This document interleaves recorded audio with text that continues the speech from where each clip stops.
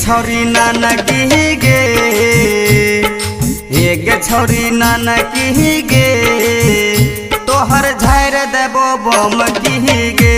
गे छौरी, गे छौरी नानकी गे, तोहर झाड़ देबो बम की गे।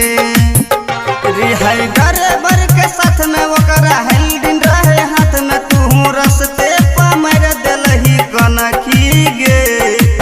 गे छौरी, गे छौरी, गे छौरी नानकी गे, तोहर झाड़ देबो बम की गे।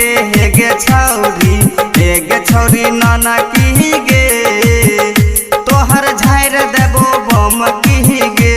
गे छौरी, डीजे सनी, डीजे सनी, तोहर झाड़ देबो बम की गे। गे छौरी, रिकॉर्डिंग बाय पप्पू राजा। गे छौरी नानकी गे, चढ़ाई देली सनकी गे। गे छौरी नानकी चढ़ाई देली सनकी, तू रास्ता पर मार देलही कनखी गे।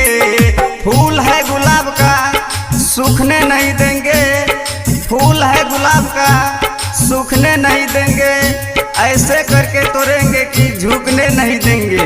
फूल है गुलाब का सूखना उसका काम है, सहरसा जिला में पूछ लेना निकित बिहारी किसका नाम है।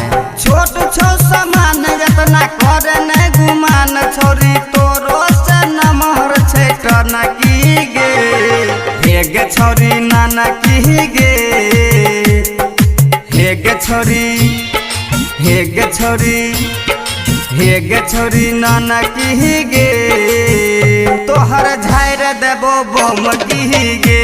गे छौरी, गे छौरी नानकी गे, तोहर झाड़ देबो बम की गे। गे छौरी नानकी गे, तोहर झाड़ देबो बम की गे।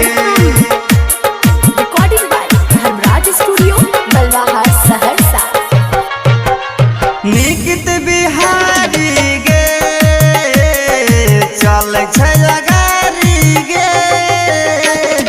सहरोज संगम पंजाब से धरते गाड़ी गे, देतो तोरा बाली गे।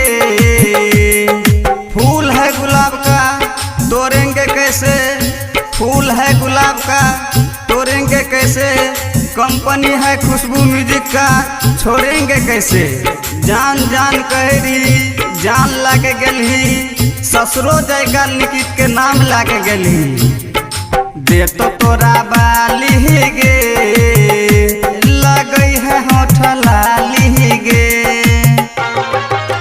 गे छौरी नानकी गे,